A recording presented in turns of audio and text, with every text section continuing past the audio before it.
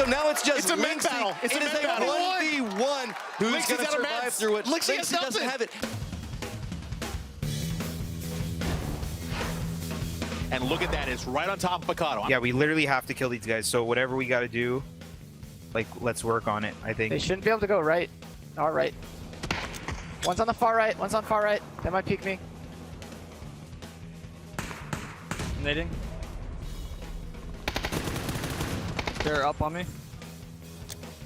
Naded two. Two knock. I'm with you, Ben. You want to go on this? Yeah. Knocked one. Top right. Knocked one. All dead, all dead, all dead. All dead. Good job. Nice. Now we got this. We gotta watch big our ball. back too. Watch your back. Watch your back, just in case someone else I'm boosting up. got in. Get it, it's going to be the teammates come through, and E United is now out. It's just me. I'm the last guy left. There it is. Oh, but Boy. Look at the Mikado north. and East, baby. Look, We got circle again. Circle. I've never seen it end in Picado like this. It's not going to end in the city. It's That was impossible for it to end city. It's got to go out. He tried to body blow. No, it has to end city. No, it's going to end somewhere out here. It won't end in the city.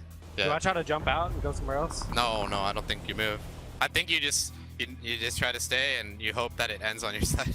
Profi's up to the north. Somehow, Endemic something is alive at this stage. But a great position here for Ghost, and the fact that they managed to keep their cars is still pretty good. It's going to be hard it's for not them the best spot, but they can do something. Every single time I drop Picado, it must be Pentawall. There it Oh, is. Oh, okay. So let's just make it really hard for Ghost. We kept talking about how Ghost has the hardest struggle right now. We're good. Nice, we're in a good spot. Ghost doesn't move. Ghost We're is gonna really take- nadeable here. Oh. Oh my god. That circle, though, wow. I do like Envy's location. Where Envy's at actually has some great sight lines on both of those locations, as we saw really tricky shots that you can perform. Oh, look at that. It's the last circle and there's 13 something. people alive. Well, I mean, take that shot. At the same time, it's 13 people alive. It's kind of dangerous here Do for him it! to take it. Is he going to go for it? He's going to follow through. He wants Do to it! kind of do the fighting for him, so that way he can just kind of sneak in behind it and kind of like, not going to get the down. Oh my god. Go through the building. Go through the building. Go through the building. Go through the building. Oh, this is a nice play. I can't get up though. Yeah, you can. You can. Vault on this. Some way. Envy flushing the kill as well. That is huge right now, as every Oh. point matters. He can be up on top. Everybody has to go down. No. Remember, everybody in the hotel already is down on the low ground. That's Something smart, man. has a path over here. This is some next level play. The ladder's Oh, he saw you. Don't. I wouldn't peek that. Yeah. Just watch prone and The ladder. Yeah. The ladder. Yep. The ladder. 100%. careful, they might be coming. Yep. Nice. Prone. Outside. Headshot. You're last inside. Behind you. Nice drive. No, we shouldn't have peeked the top, guy. Everyone's I think they're dead. Yeah, everyone's yeah. downstairs. They're gonna fight. They're gonna fight. Yep. Yeah. Let's see if you have more health than they do. Yeah, I'd say it's worth it. Just stay alive.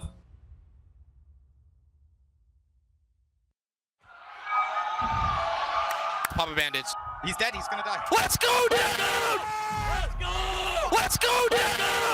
Let's go! Bro! Baby!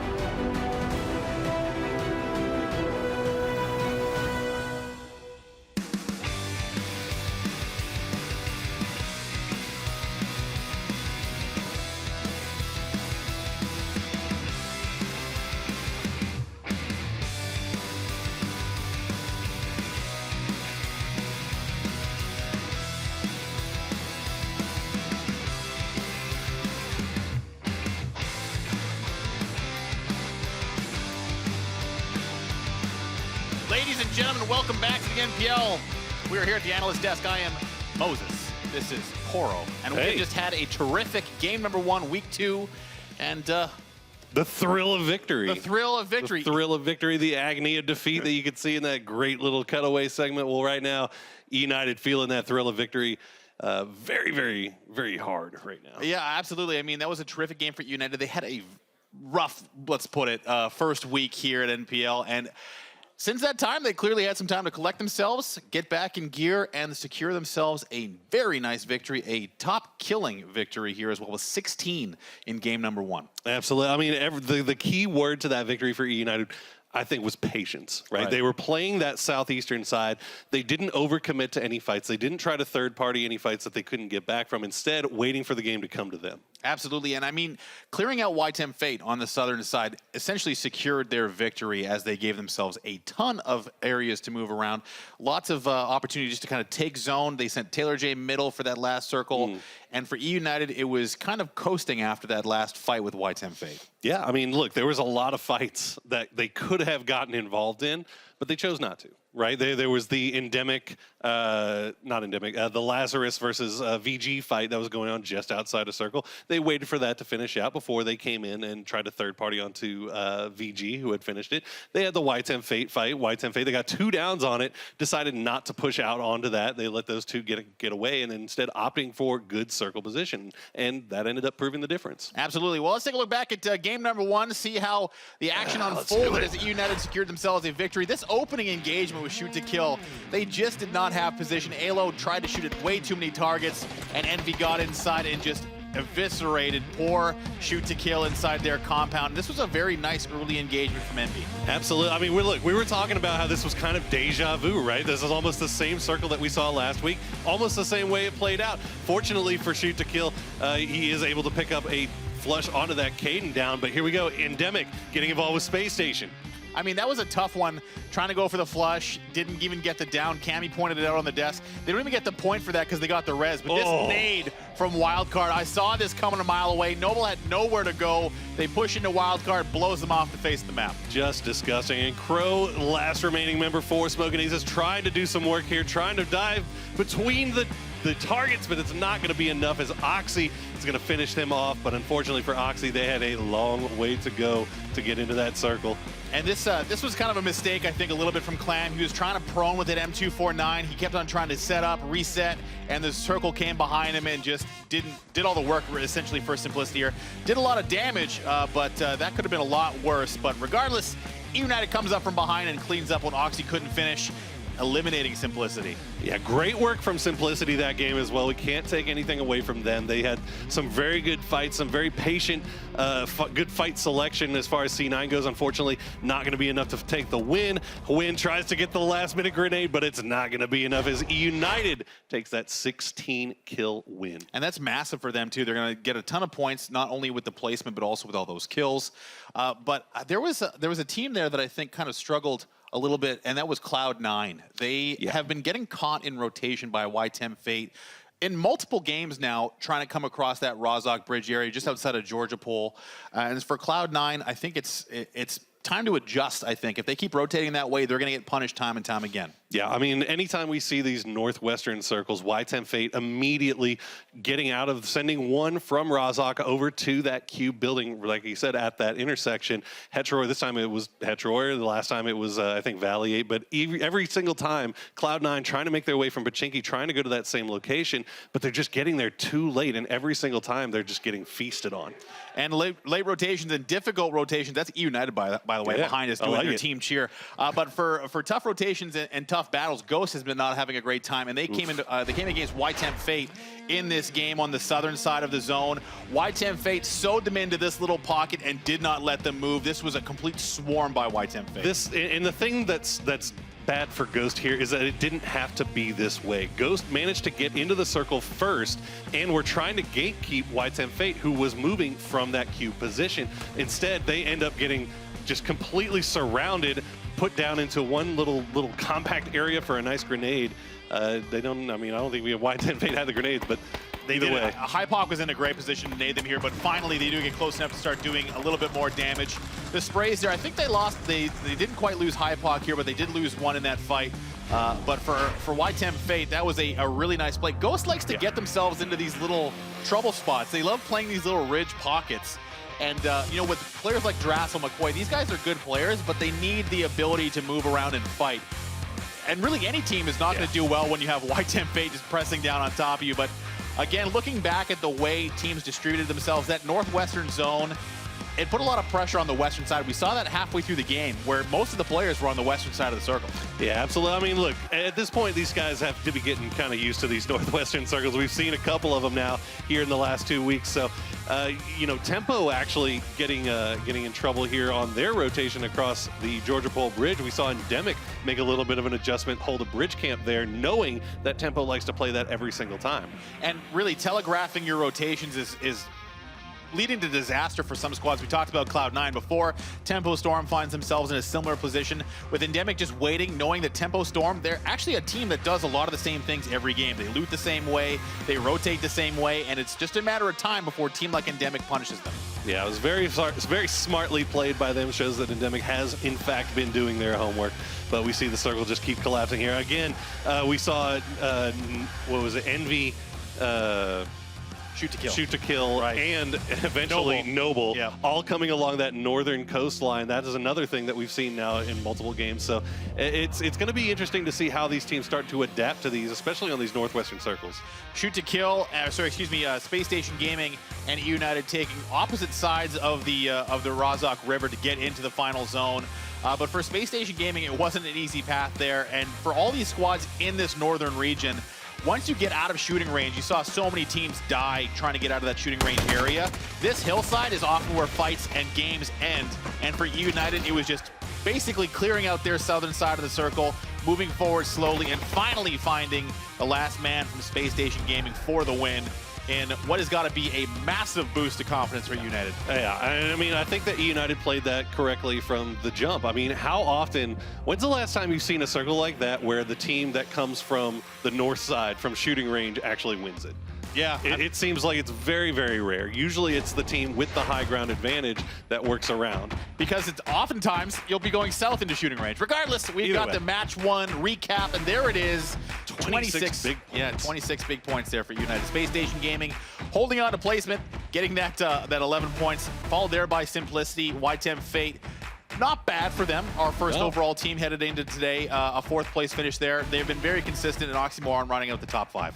Yeah, getting the 5 kills along with YTEM Fate. 8 points is not a bad finish for them at all. Those bottom 4 teams, 0 points though. Gotta have to adjust. Ghost has got to stop having those bad games, man. Yeah. YTEM Fate still atop our leaderboards so far with 85 points. Cloud9 inching a little bit closer, but this is not much of a shift other than Space Station Gaming. I think they're just going to trade spots, or they're going to stick it forth. I can't recall there, but for now, top 5 looking pretty similar. Yeah, still a nice little come up here for the number 4 and our, I guess, tied for 5th place teams here. You know, we were seeing kind of a split between the top 3. There's 70 points followed by 40-something points. Yep. And And now that's starting to kind of, that gap is closing a little bit more here. United jumped very, very far up the leaderboard now with just that one performance. Now in 11th place. Ghost Gaming now in 16th place for a Ghost Gaming squad. Wow, it's not good. They performed quite well in the preseason. Yeah. I think they need to give Drassel a little bit more room to run here. Yep. I mean, all it takes, as we've seen, is one big game. Well, here's our teams that we're going to be focusing on for match number 2. We're going to be taking a look at Endemic, Smoking Aces, YTEM Fate, and Noble. And for these squads, YTEM Fate, obviously a team to want to watch. Endemic, this is the match from last weekend. The reason why we're focusing now is because of that clutch we saw on the way into this segment. But what a start for these squads. Taking a look at Endemic, Miramar, I think, is now going to be memorable for them for a lot of different reasons, but moving into the first game on this map, they're got to be feeling pretty good. Oh, absolutely. I mean, Mini Fridge playing very well right now. You can see Wolf fitting in perfectly with this squad. I mean, their attitudes are all right in the same place, right where they need to be. The adjustment period, as it were, is not taking nearly as long as it would with some attitudes. Absolutely. So moving on, it's Smoking Aces. And for Define Legit, he's been having a decent start to this tournament. He's basically top fragging and with top damage alongside Cherry Poppins. They've been having a good start, but it's the positioning, rotations aspect that so many teams struggle with. They're finding themselves into the late game, but not in a position to try and convert on victories more often than not. Yeah, it's the little things right now. It's the little things that kind of need to be adjusted for Smoking Aces. They have the stuff there. Even I mean, you got Define Legit playing very, very well. I'd say better than he's played in a long time. You know, now you need Cherry and Soapy to kind of pick it up and match where he's at. And once they're there, it's one of those, you know, feeling confident taking 4v fights against anybody in the lobby. And you can see here with Cherry Poppins, third for kills, going up against Something from Endemic, who is in second place. So kills, they're not too far away from each other. But for Something, it's, I think, a symptom of him being alive the longest on his squad more often than not. So for Something, he's been picking up those late game kills. No, absolutely. But look, hey, Something is doing the job that he needs to do to get the points for his squad. And we saw it again with game 2, that crazy, crazy Miramar game, that he is able to get it done when the clutch moment is on him. It's not too big for him. Moving on to ITEM Fate. These are the boys we've been trying to watch over the first couple of weeks here. And they've been dazzling. I mean, a ton of victories. You can't help but watch them. I mean, they're always the last ones up. I mean, they're in the top 5. They always find themselves there, and they're playing lights out right now. I mean, that surround on Ghost was just indicative of the type of play that they're coming with right now. Well, I had the opportunity to watch these boys in scrim sit on their comms. I'm sworn to secrecy, however, but I will say Hypoc does love Pop-Tarts. All right. So the one thing, moving on to this next squad with the boys, for Noble, it's been hot and cold. Yeah.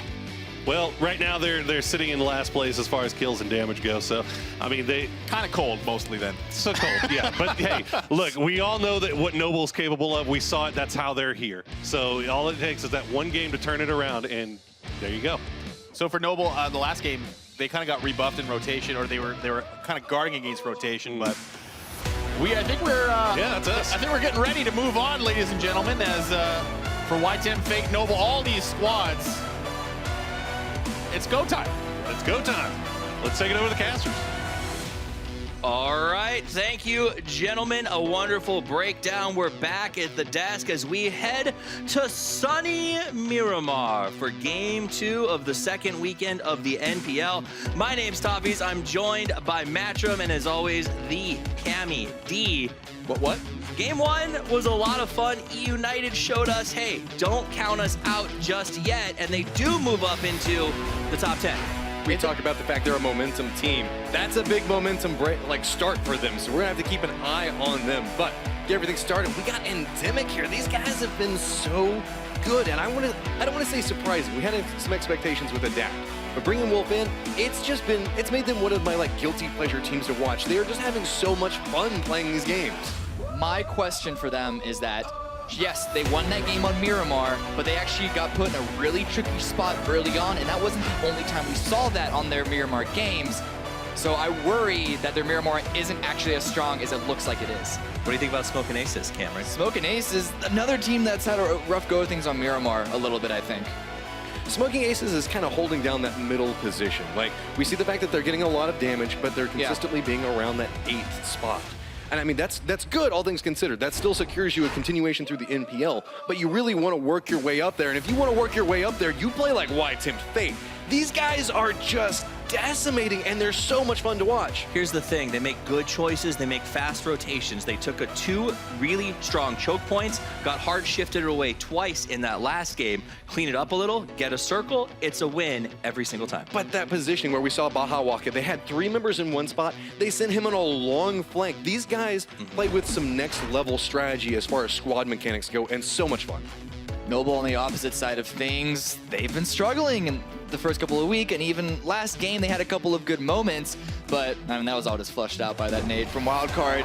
Nades for days. The push, the surprise by Wildcard, but there'll be surprises aplenty. It's day 3, match 2. We head to Miramar in the 2019 National PUBG League. It is gonna be a burner because this plane favors everyone on the east side of the map. Yeah, it's a little rough to get to the west, but you find a vehicle, some good highways, Blair, Leonard Skinner, drop the roof down.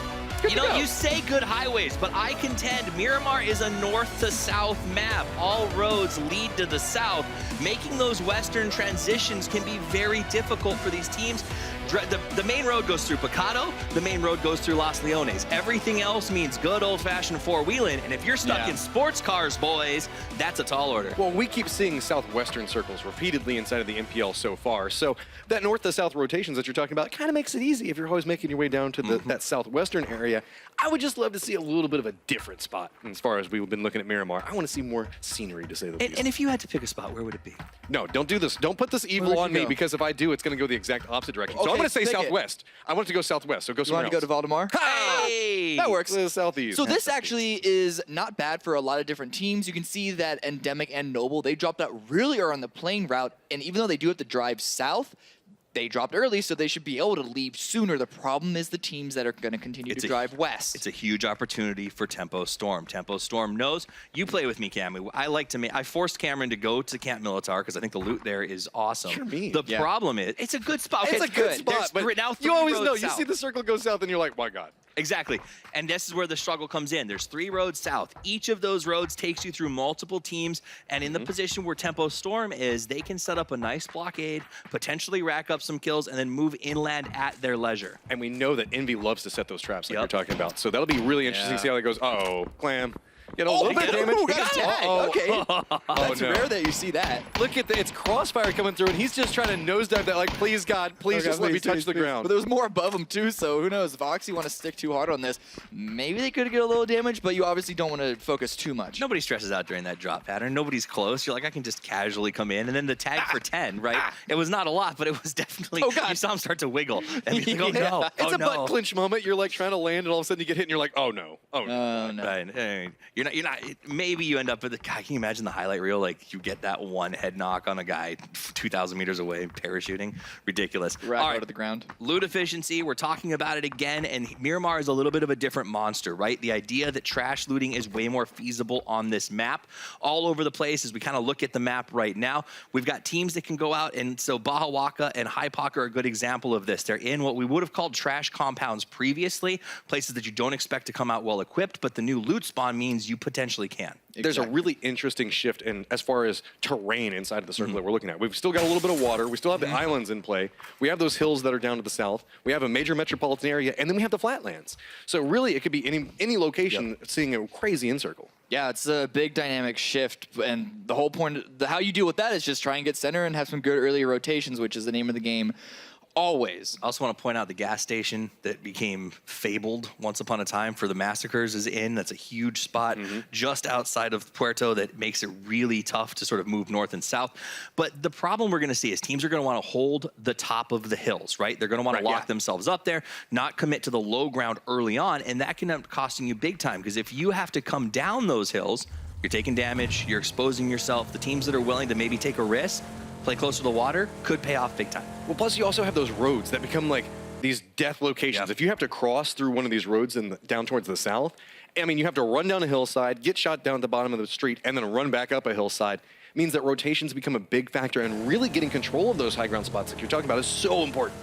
It all depends on how much room the teams that are dead center right now want to give the teams coming in from the north. If you're United or Envy, you could easily, who are currently looting Los Llanos, which is dead center, they could kind of step back a little bit, free themselves up a little space and not have to worry about the teams in the north, but they could also push forward and try and make it as difficult as possible for the northern teams to find a slot in the circle. When we talk about dropping and we talk about car availability, Soapylicious is demonstrating that to us right now.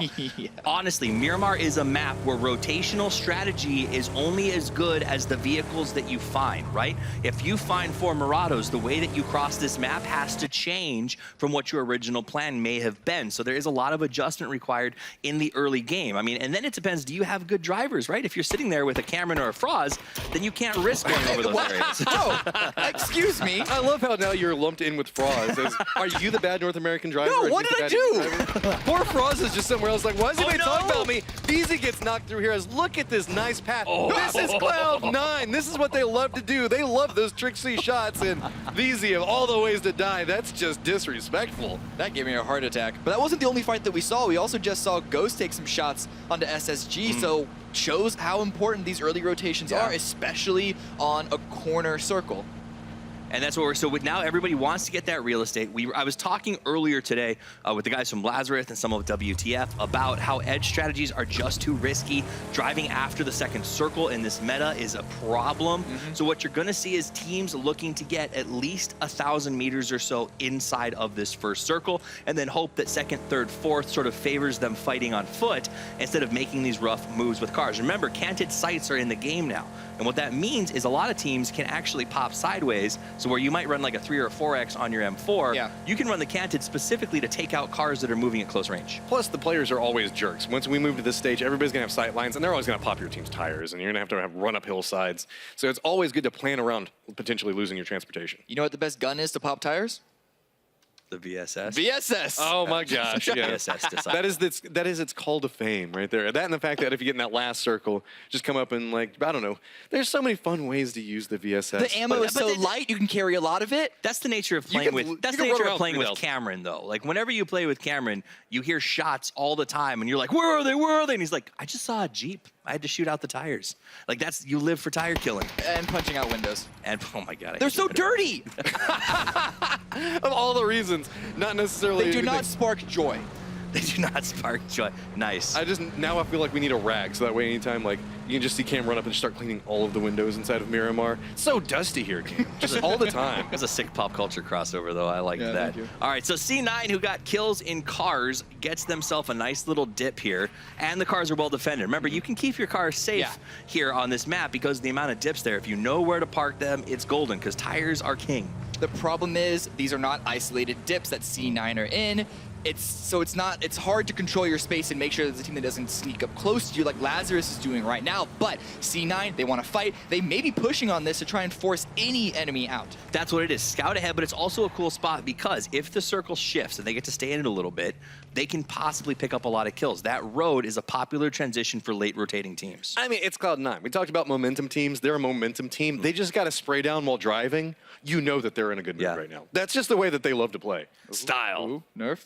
Right. By the way, WTF smelled something, and I don't know if you saw that rotation. They actually went way south of where C9 stopped. They were on the same road, and they transitioned through the dirt because I think they realized it's just too late to make this move, and that's what WTF seems to do well. It's almost like they have a sixth sense about when to make these moves. That particular hole that C9 were in before they moved to try and push onto Lazarus here is a very common one to have guerrilla tactics. So White and Fate in this circle could have easily seen that and said, you know what, not worth the risk. I'm sorry, every single time we look at anybody that's looking at tires, I just get this mental image of Cam just being like, shoot the tires! Shoot it! Why are you not taking out the tires? I mean, you should hear him. Like, we rotate to a new compound. He's like, ooh, tires! Like, it's just so excited. The first thing he does is he goes and shoots the tires out, then he punches out all the windows on his building, and then he says, okay, we can defend now. Yeah, we're good.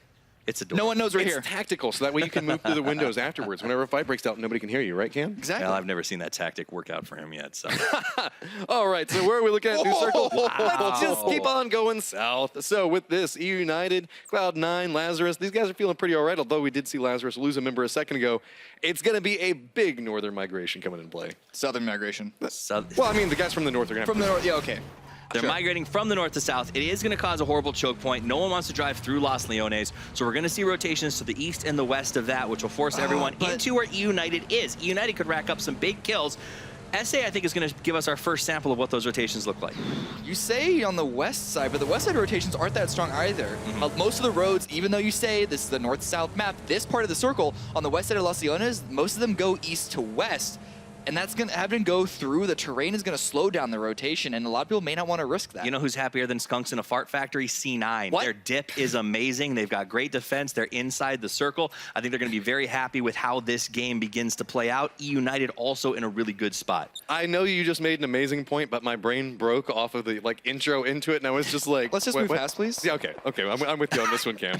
But okay, so we got White's and Fate that's sneaking up on one Lazarus member. Meanwhile, on the other side of it, E United's going ahead and taking out another one. So this looks like this could be bad news for Sub-Zero as he's just going to get dropped as E United's going to come in, take him down. But there is still one member on the other side that's just trying to run away from White's and Fate. Meanwhile, E United just overlooking on the other side of it. Yep, we see it's going to be another down over this. This is starting to turn real bad for Lazarus. Yeah, not a good start for them. They ran away from C9, ran directly into another team, and that's the risky part of this part of the map. The sightlines around you, the information gathering possibilities are not that strong. Look at this. E United, they've got themselves some snipers. They're looking back over there, trying to hit a nice angle onto it. Fozu, where you gonna go, buddy? This is where E United shine. It's too early in the game to see if it's gonna continue to be like this for them, but if they find themselves in the center of the circle, they will third party anyone and anything, and that's Lazarus out in 16. C'est la vie. They were trying to hold it out, but not gonna matter. And meanwhile, we got Smoking Aces making a long rotation, passing by Space Station Gaming. We talked about the fact those guys are perfectly fine being quiet early, but also gonna be running by Endemic. So with this, you can kind of see how Space Station Gaming is lined up. They're watching rotations down below them.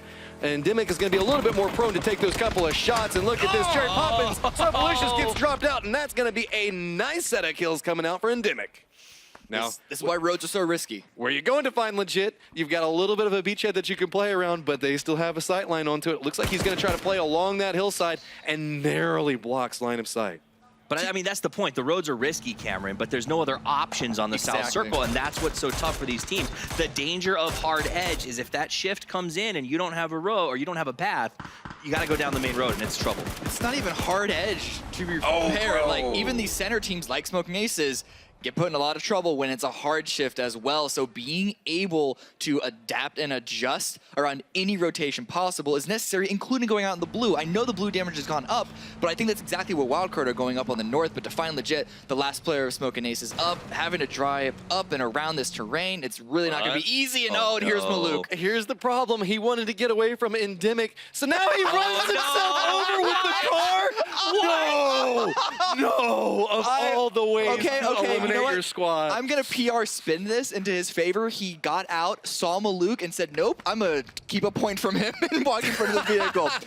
Master I got you defined. 200 IQ. Don't drink and drive, kids. Well, I'm venturing to say that's going to show up on pregame loot next week. Is what is it? They call it the pan-fried moments. Pan-fried moments. That's going to be a thing. All right. So meanwhile, we got Wildcard needing to make their way inside the safe zone, but we have Space Station Gaming that's been kind of back and forth with Noble. These guys tend to bounce into each other quite a bit through rotations. It's the color. What? They both run. Yeah, they both run yellowish. Yeah, exactly. They want to try and fight over who can really steal that gold. The teams did fight together early. But again, so SSG is going to find out they're there, and then they're going to do what I expect them to do, which is just rotate away. They like to play that slow game. It worked out. We saw Hwin get to second place with 5 kills. So that's sort of their strategy, and it's working because no one else is really forcing the same strategy. I think if 3 or 4 other teams, or even 2 other teams, embrace the same style, it would totally fall apart. Exactly. It's the idea of like balance in the meta and how many people can play the same strategy at once. And even though kills are a lot stronger, if they're able to pick up these placement points like they have been, I mean, more power to them. One thing to note is we still have White Teamed Fate that's over here next to E United. Remember, we saw these guys contest inside of round 1. E United came out the victor, but White Teamed Fate has been having some amazing games so far. So with this, you can see guys being so patient right now. They just want anybody to peek back over. There we go, getting a couple of shots over to Hypoc. He's going to regret looking through that window. Well, I mean, and that's the nature of the value of DMRs on this map is that you can just sort of spam those out, make them punished, and because Miramar is such a hilly area, especially where we're seeing these fights, you know, you're not going to get the kill, but you're going to cost them resources. Well, we talk about it. It's all about an attrition game. Specifically in this mid game, you want to burn off armor, helmets, make them burn through meds, use those smokes, so it's so much easier to fight late game. And Hypoc, again, keeps going for that window peek, and Pistola time, the rest of the guys from United are not going to allow it. Attrition game, not just in the mid game, but also on this map, because look at E United. If this were Erangel, there's a big chance that knock, E United would have pushed on them. But here's the fight, speaking of pushes, of Noble and Space Station. All right, so Space Station Gaming got an early knock, but look, Smurf is right at their feet. He can hear them moving around, but it's a little bit risky of a peek to go with. Will still playing back on this angle. Keep in mind, these guys are about 50 meters away from each other. Every single time Noble kind of peeks back up, they really want to flush out this kill. They want those points. Remember, these guys are in 15th right now. Noble, never one to be counted out because they can make some amazing plays off of it. It's not just the points, it's also the space, but Endemic are here to try and contest, and a nice double knock from Space Station. This is starting to go pretty much in Space Station's favor. They've got a couple of downs, so you can see that getting a little bit of damage off, but it's going to be Endemic that's actually firing into the back of Space Station Gaming. They're going to third party onto this, and they're going to weaken both of these squads. Vexel still has yet to be res. You can see Boom off in the distance, trying to position to where maybe they can try to get the res off onto Will, but it's just Endemic chokeholding both of these teams right now. Yeah, but Endemic there basically means that Vexel is not getting picked up. Because Space Station, they have to worry about finding themselves a defensible position from both sides, not just Noble. But Wolf is here trying to go on the aggressive to cut off any all lines aside. But boom! On Noble's end, he's just out. I mean, It's all safety. He's like, I gotta get out of here. Once those grenades went off, which we've learned is Noble's worst enemy in this match, he got in a car and he moved. And I think that was the smart play by them. Take the two that live, relocate, let everyone else deal with the fight. Just damage control, without a doubt. You got to try to keep somebody alive, try to at least go for those points. But Endemic still making their way forward, realizing they don't necessarily need to overextend. They're gonna run into each other though. Noble able to bomb ahead with the vehicle, leapfrog ahead of Space Station, but Endemic and Space Station are both about to walk right over them if they don't see each other first. Oh my God! We can see Endemic slowly creeping up. We got Smurf off in the distance, getting a couple of shots going his way. We have Wynn that's trying to play this position, but Adaculus is still just trying to survive. He's the last member for Noble right now. Space Station Gaming wants to move forward and go with it, but we've got Endemic that's just not allowing, keeps bringing their attention back over. But Ghost now finding themselves in a bad spot as well. Ghost just ran from SDK, tried to bomb down in the center as well, and I don't know if they're positioning themselves right now to either defend from this northeast side or actually third party them now that they've been able to get themselves in the center. I say themselves, it's only two of them. They did take some casualties, but EDAC here on the south side of the screen. EDAC ran away from the fight, but that's not going to be the end of it because SSG's got to push right through him. He's got Ghost set up on the opposite side, so keep an eye on that because it's going to go badly. Endemic, on the other hand, has found themselves a good ravine and I think should make their rotation without too much in the way of challenges until the circle closes. There's going to be a few more vigorous fights that are going to break out in the next minute or so. I think we're going to see C9, Wildcard, start to keep an eye on those. It's going to get pretty crazy relatively soon. Endemic, I think they're comfortable. Ooh, he's got to see the body, but does he know it's a dead body or not? He's just looking back over that direction. He knows, okay, somebody's rotated over there. If anybody goes for a peek on it, I might go ahead and take the shots. Take it. And you can get it. Oh, there he goes. Gets a little bit of damage. But Coin, look at that follow-up. Good Lord. That's what he was doing. He was waiting for his teammates to line up because he knew he couldn't get the headshot because the head was being blocked by the vehicle. It was just a chest shot. He was waiting for his teammate to line it up as well. 1-2 punch before McCoy could react. That's some solid teamwork coming out from Endemic. I mean, they got to be feeling really good. But there's some shots you just hit and you're like, yeah, I like the way that one went. But we got Space Station Gaming now hanging out up here. Now we got Balak looking over towards Adaculus, and they're just hoping to become friends at this point, praying that everybody fights around them and kind of leaves them alone because there's no chance of anything coming through here. But Simplicity has Vicious Gaming in their sights. They've got the down. Looks like they might be thinking about breaching, but it's going to be Dash that steps up, taking a little bit of damage. Fancy Feet going back and forth and narrowly makes it back behind that hill. Check Shooter rotating around, making sure that they don't get third party themselves, while the rest of his teammate looks on pushing. They can't go too aggressive, though, because it's only two of them. Right. And unfortunately, Lynxy wasn't able to get into a good position before the revive came out, so it's actually a 2v3 in the favor of Vicious. A little bit of aggression coming out from Simplicity. You can see Check Shooter was trying to protect Lynxy, get that low ground position, hitting a couple of shots, but now they have to figure out how they're going to play this. Dash is now making his way inside the circle as well. So with Dash kind of an outlier onto this fight, you can see that everybody from Simplicity has to be very cautious. Again, just the two members of them could be so problematic for him. If Dash spots Lynxy, that's in a bad spot. But if he doesn't, it's a nice crossfire to stop Vicious from leaving. We're going to see where the circle goes in 5 seconds, which is why not much action is happening on the southern side. But look, Wildcard able to rotate around, and they're going to be pushing directly into Cloud9, and they're going to have to continue to push through them, as well as E United to get into the circle. And E United is in a great gatekeeping position right now. They can really choose to mess with several teams depending on rotation. I'm really curious to see how Simplicity is going to separate out away from Vicious Gaming, but Endemic, we got talked about Noble, Ghost, shoots a kill, and here in a second, Space Station Gaming all in a pretty good spot. E United's actually holding themselves back. You can see by the way that they're moving on the map, they want to take this fight. If C9 engages WC or EU, whoever the third party is immediately going to respond to this. Best case scenario for Wildcard is that C9 takes this fight, and they do. Nice peek up coming out, getting a little bit of damage. That's going to force everybody from Cloud9 to go with a little bit of a rotation away. Oxy's also moving in a similar spot, going off into the distance there, but E United on the hunt. They want these kills. They're still feeling really good after that round win. Look at the 2-2 push up towards the top. Meanwhile, we can see Adaculus does get taken down with the grenade, so that's going to be Noble getting eliminated there.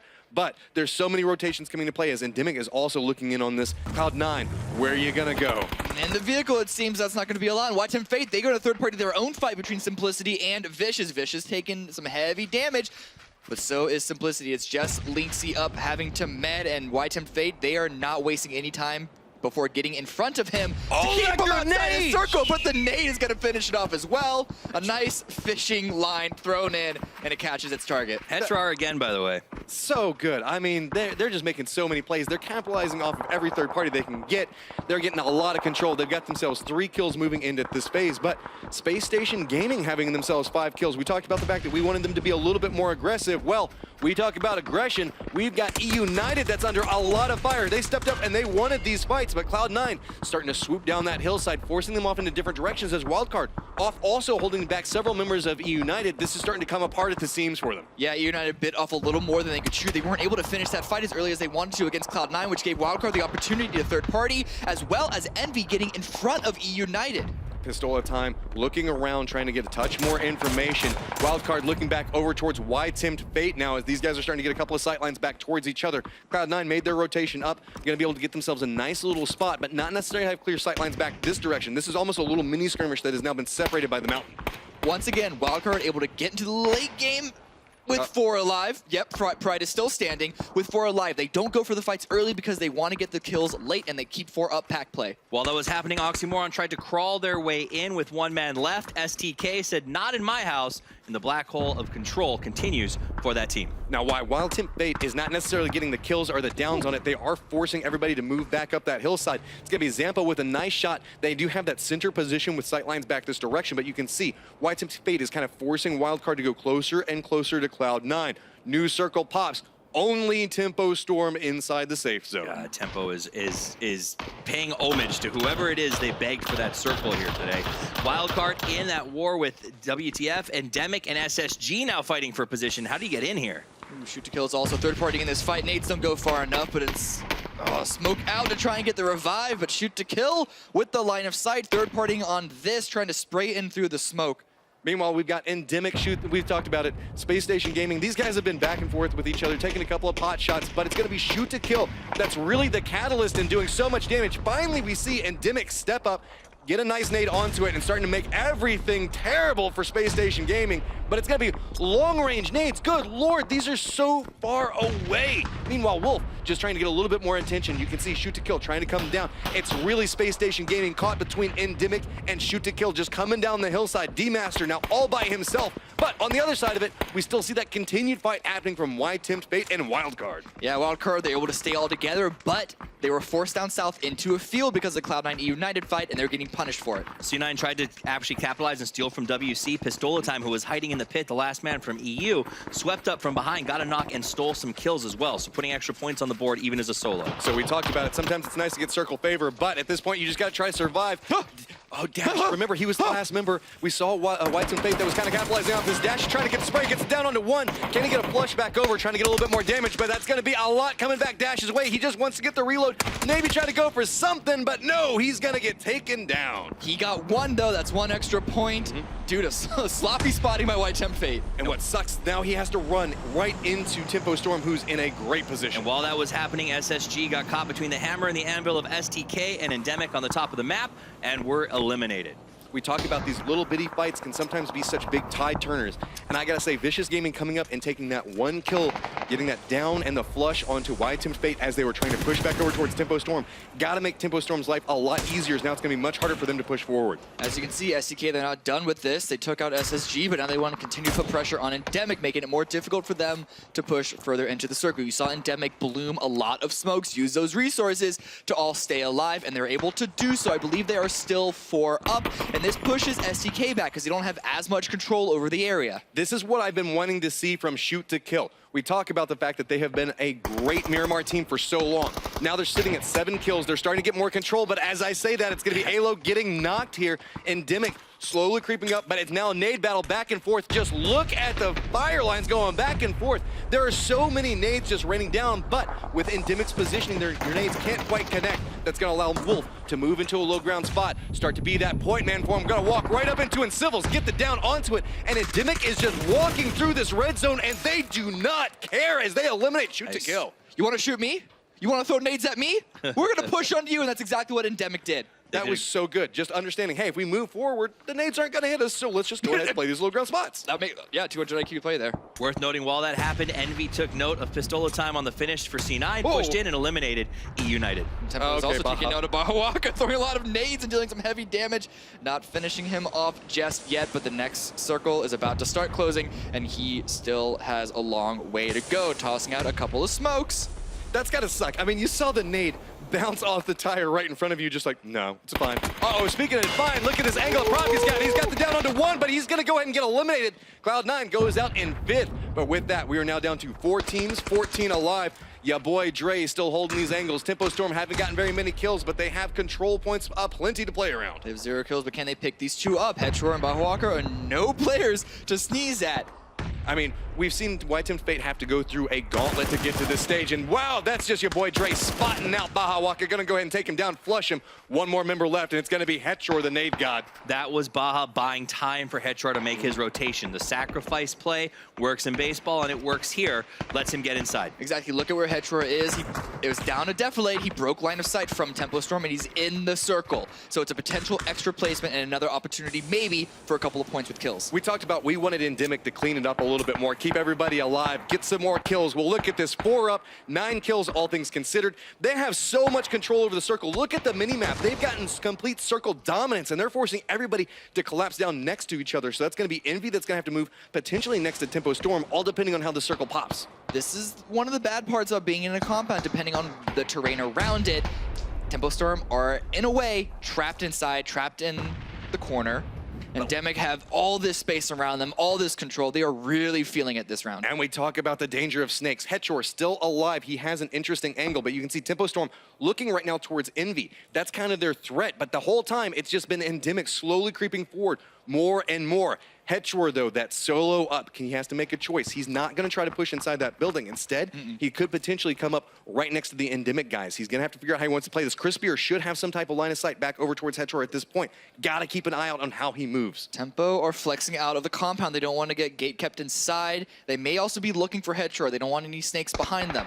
All right, a little bit of skirmish shots going back and forth as Endemic's trying to get a feel for how they want to position. Caden, the front man coming out from Envy, and he's going to walk right up next to him. He can hear the footsteps, so that's why he's trying to just figure out where they're going to be pushing from. This is ambitious by Endemic. Their two splits are absolutely not close enough to each other to be able to impact each other at all. If they walk over Envy and get multiple downs against them, they lost this game. It's about spatial control. They're blocking off anybody coming in from opposite sides. Wherever the shift is, they'll be in control if they can survive. All right, so here we go. Headshore is a little bit on the move, slow crawling. He's got himself about 50 meters to make plays around. But your boy Dre looking back over towards Envy as it's still Envy and Tempo Storm going at each other's throats. That means that Endemic is just getting more and more control over the circle. You can see Envy is aware that they have somebody next to him. They want to try to do something with it, but they can't necessarily move. Tempo Storm has them locked down in that spot. Meanwhile, a little bit of a reposition coming around the outside of it. Nobody's still spotting out Headshore, but Endemic trying to hold multiple angles is going to separate them out quite a bit. That means that it could be very risky if anybody pops up, such as this beautiful angle we've got here. So Look smart. at this. Are they going to overextend for it? No. I love this. Make sure you use your energy drink. Oh, go ahead and throw those nades over there. I think that those were meant for Endemic. Nobody knows about Headshore yet, but now he's outside in the blue. Lots of damage coming through here. He's trying to slowly creep up. Gonna drop down. Does Sharky spot him out? I think Sharky's caught up looking over towards Endemic. Gets spotted out. So that's gonna be White Fate going out in 4th place, but that takes us down to 3 teams, 12 alive. A noble try there by Headshore, but it wasn't going to be in the books for them. And now Endemic are sticking with that control. Tempo Storm weren't able to put any pressure enough outside. And ooh, heavy nade damage. But Crispier is not down yet. But with the unrelenting push that we see coming out from Endemic on that side, they're actually their own worst enemy. Since they're kind of fighting with Tempo Storm, they're distracting Tempo Storm, allowing Envy to start moving forward. So this 2-2 split that they have could be a catastrophe for them, as now Envy is looking at one duo, and we have Tempo Storm looking at another one. Are they going to be expecting Wolf to be so close? I heard the shots around the truck, around Crispier's end. Are they going to be expecting someone to be lying prone just around this rock? The spot is already coming from Endemic. Wolf's trying to hold that low position. Caden's going to get the angles back over towards something. You can see past Pat Caps moving forward, trying to get a little bit in Tempo Storm's space, but Caden hits some good shots onto something. Wolf still holding that angle, but can't get any cover for it. This is starting to turn really bad for Endemic because Wolf can't get the sightlines. Mini Fridge Jr. has so many Tempo Storm players in front of him. He wants to take the shot, but he has Envy still raining down shots next to him. There goes the spray out to one. Can he get back over to the second? No. Now it's just going to be Wolf. We saw Endemic have complete control, but they drew so much attention. Wolf finally getting the spray off that he needed so desperately to do. So Tempo Storm weakened on one side, Envy weakened on another. Wolf all by his lonesome now. You can see Pat Caps, Terragate, both down. Venerated taking a couple of shots. Tempo Storm trying to get that last necessary headshot, but it's going to be Venerated dropping down onto this angle. Wolf doesn't have the sight lines for it, but look, it's going to be Maluk. He wants to play this aggressive. They feel they have the dominance. They have the control. Maluk does not want to allow him to res. Smoke's now coming out from Envy. How is Maluk going to play this? He's just going to run through the fire and Brimstone spot him out, go for the spray, and that's going to be Envy getting eliminated. So now all back over towards Wolf. There's 3 members up for Tempo Storm. Technically 2, as there's one crawling around just trying to get a little bit of information. Wolf has to start doing a little bit of mental math, figuring out where everybody is at and how he wants to play this. Everyone has dropped down to the stomachs now, just trying to get a little bit more information. Look at Sharky crawling forward. He's just trying to spot out the solo, and he does do that. And now Tempo Storm pops up, gets alive. Wolf's trying to get the angle back onto one, but cannot do it. It's Tempo Storm. We always talk. They always make it into the top 5, but they got themselves that round win this time. Only 9 kills, but good fighting at the end continue to win them. It came down to this. Just because you're down doesn't mean you're out. Sharky, instead of going for the res, they said, you go find where he is. You could see the moment that Sharky spotted him because the rest of Tempo Storm hopped to their feet, and it was execution day, baby, as they came in from 2 sides, and Wolf goes down. What I love is that Wolf even tried to go for the finish onto Sharky just to grab that last point. I don't know if Tempo Storm meant to team kill him. It wouldn't have taken any points away from the board, but it would have kept Wolf from getting it either way. But nonetheless, a good finish by Tempo Storm. And I can't help but wonder, did Endemic spread themselves too thin? It feels like they drew way too much attention. They really had control over the circle. They saw Envy, they saw Tempo Storm, and they kind of wanted to force some type of fight to happen. But really, they could have just allowed mutual destruction on that side of it because Envy and Tempo Storm really wanted to fight each other. So here's my position on this, okay? I think that they took a calculated risk. The circle center point was right between them. They figured if Tempo happens to fight Envy, then you know what? This is our game to win. If not, we rack up some kills. They came in second, but they got 11 kills, Cameron. So the points are huge. I just feel so bad for Wolf because he was holding that angle, and that was the necessary angle. He was supposed to protect his teammates that were fighting Tempo Storm off in the distance, but you saw Envy never stepped around that rock, so they could never take the shot, and it just came apart back behind him. To Endemic's defense, they didn't have a lot of cover that they could use, so they probably spread themselves too thin to just everyone's to find defense. something. To everyone's defense, that was the Caden show at the back end of that fight. He leaned the rock, and it was like he just became an unstoppable force. He got knock after knock. Wolf, if he had peaked even a little bit more, if Caden had given a shoulder or more, Wolf, I think, could have taken him out. That's what he was waiting for, but Caden played it perfectly. We keep talking about that, but Tempo Storm, the play from Maluk, we saw the smokes coming down. Envy was trying to go for the res. Luke's like, no. I'm just going to use your own smokes to provide cover for me to push right up and not allow you to get those reses off. That's the type of Tempo Storm I like. We're starting to see everybody play a lot more aggressive. Well, and that's what it comes down to, the scoring system, right? They said to themselves, we can risk it, we can go for third, or we can hard push, we can dive in right now, guarantee 2 kills, and maybe the win. And you know what? They ended up coming with it. And I can't wait for them to tell Seltzer a little bit more about how they got that. So let's go down right now to the stage where Seltzer is chatting with none other than Dre. Thank you guys so much. I am down here with your boy Dre, and we have some things to talk about on this last match here. Let's work from the end backwards. So those final kills there, you had 1 left alive from Endemic. Tough choices to make as far as rezzing versus going after kills. How do you as a team decide that? We just look at the situation, and I was thinking about rezzing Sharky, but he saw that the smoke disappeared, so we got off that. And we basically just won our fights at the end. We won all our 1v1s, and we used info at the end so Sharky could spot Wolf, and we spotted him, and we just took him out. So, yeah. Great. Up until that point, pretty low-kill game for you guys, just avoiding the other teams there. Tell me about the thoughts that went into positioning yourselves up to those final circles. When the game first started, we saw we had a good strength. We were scouting with our parachutes, and we saw no one went Porta Pariso, so we wrapped that edge. we got to a center spot and we just kept pushing in the circle and we got a good position. Yeah, that worked out great for you guys. Now, give me a little insight into how the last week has gone for you and the team. Have you gotten the time to practice that you'd like? Has it all worked out for you? Yeah, more so. We had a little bit of issues, but the scrims have been going pretty good, and the house has been great. So yeah, we have a good time. What do you guys need to do to keep up this momentum going through today and the rest of the weekend? We just got to stick to our game plan. We got to scout in, we got to take good fights, and just win games. Well, you guys have all the tools. Let's see if you can pull it off again. But for now, congratulations on match 2. Ladies and gentlemen, so much more PUBG today. Stay in your seats. We'll be right back.